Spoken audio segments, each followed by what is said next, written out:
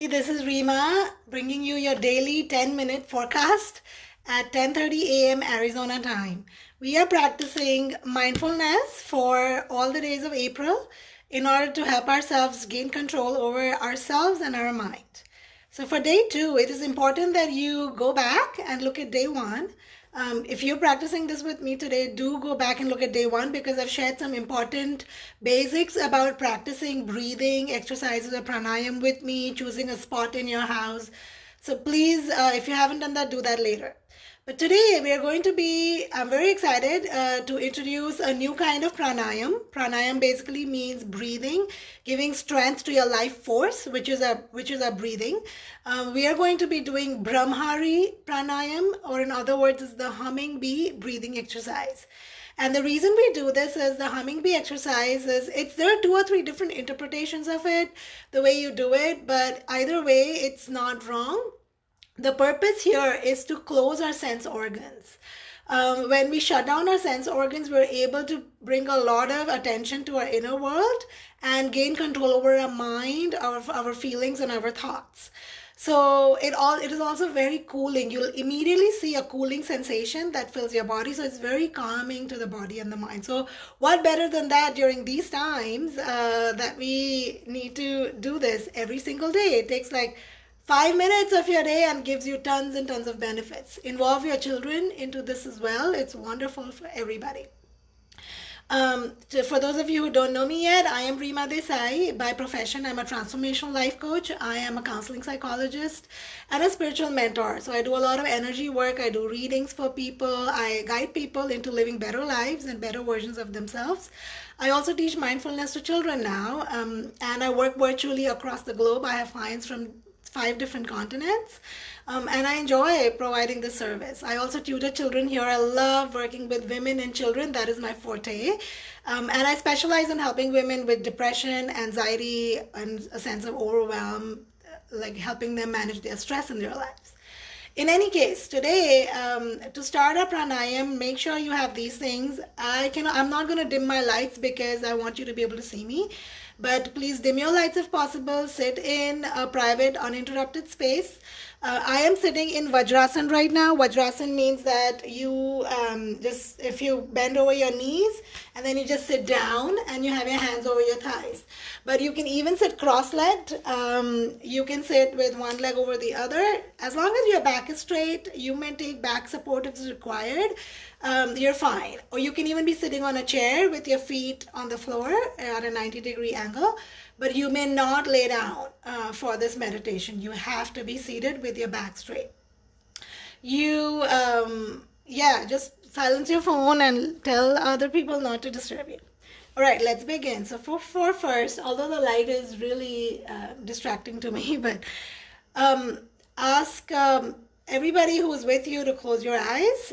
But before you when you start the meditation, before you close your eyes, you need to be able to see what I'm doing. So I'm going to demonstrate this once and then walk you through it as we do it the second time together, okay? So I want you to watch. In this meditation, we're going to use both our hands. We're going to first take our thumb and cup it over your pads. Okay. Now we're not going to press too hard, just a gentle push. Like I said, the purpose here is to shut down our sense organs and bring all our attention inwards to our inner selves. Then with the first finger, the index finger, there's 2 interpretations. Some people put it over the eyebrows, and the way I was taught is you put it over your eyelids. And then just very gentle. Then we take our tall finger and we are going to place it on the center of our nose, and we're going to touch the points there. So now if you feel more comfortable having your fingers on your forehead, that's fine too. And then some people interpret it as they put the tall finger over their eyelids. The way I was taught was this. So I'm just going to do that, but you're welcome to do this as well. And then you can put your ring finger on the tip of your nose. We're going to slightly push in our nostrils, like just very little. There's no real force there. It's just a sensation. And then the pinky, it's just going to like stay wherever it is. It's just going to just keep it as stable as possible. So once we do this, obviously our eyes are closed. Right now I'm letting you see what I'm doing. We are going to take a deep breath in, and while exhaling, we're going to make a very gentle sound, and that's why it's called the humming bee. It sounds like the humming bee is buzzing. So here's how it sounds like. And now when I'm breathing out, I'm going to pinch my nostrils in a little bit.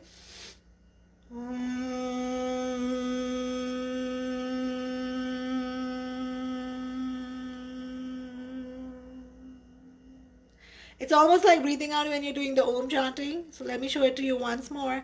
Again, this is one interpretation of where our fingers are. The second interpretation is over the first finger over the forehead, second finger on the eyelids, then the third finger, the ring finger is always over the corner of your nostrils. It'll pinch the nostrils when you're exhaling, just slightly pinching it. And the thumb is always on the ear pad. The pinky just lies wherever it is.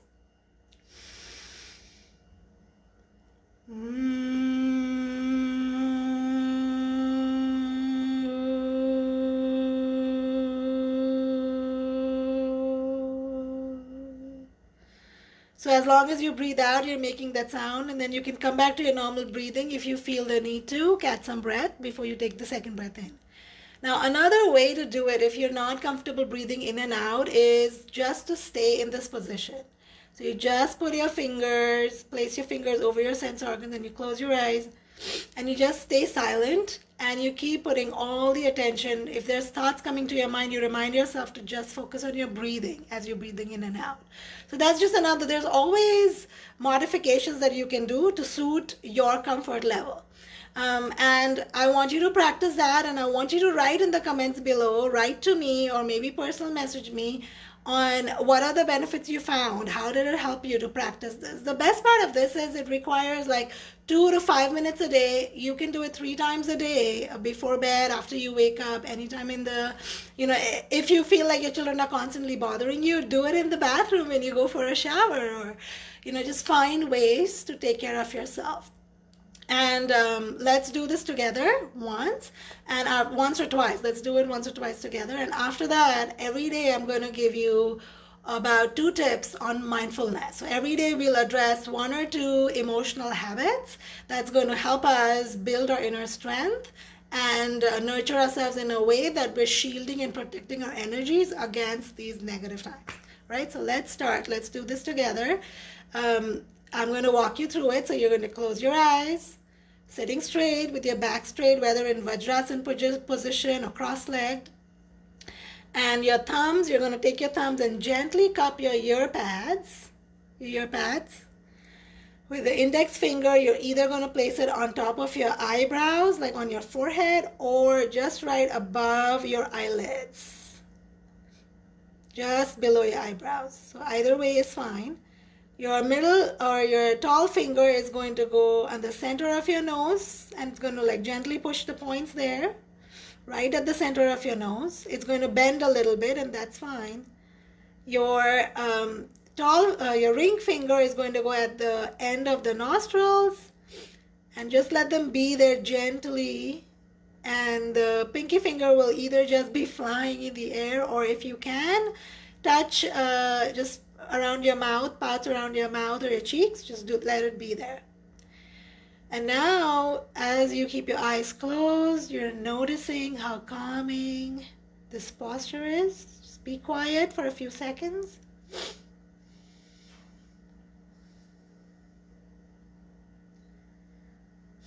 Beautiful. Bring all your attention inwards.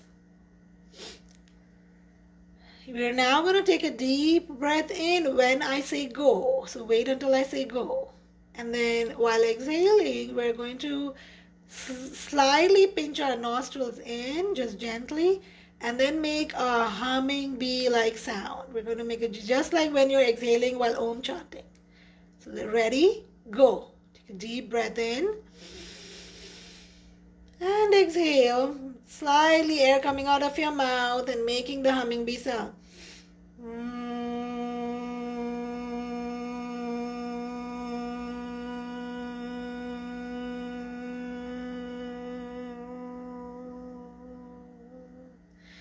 Perfect. You don't need to open your, like, separate your lips. You just slightly need to create an opening in your mouth to create that sound. Once again, we're going to breathe in when I say go.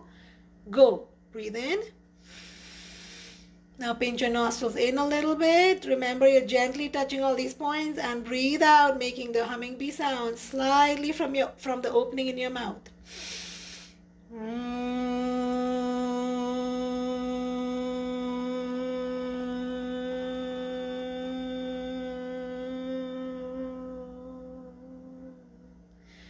Let's just stay in this position in silence.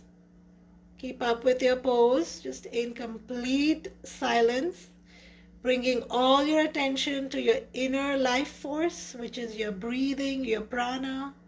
That's why we call this pranayam. It's the exercise and the attention given to your prana, which is your life force. There's a lot of strength in our breathing. And just like to build anything in our life, we need to give it attention. If we give attention to our prana, our life force, we're able to strengthen it.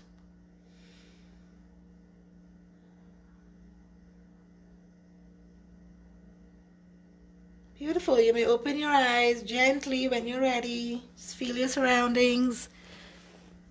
I'm going to move from Vajrasana to your cross-legged because I need to move my feet for blood circulation.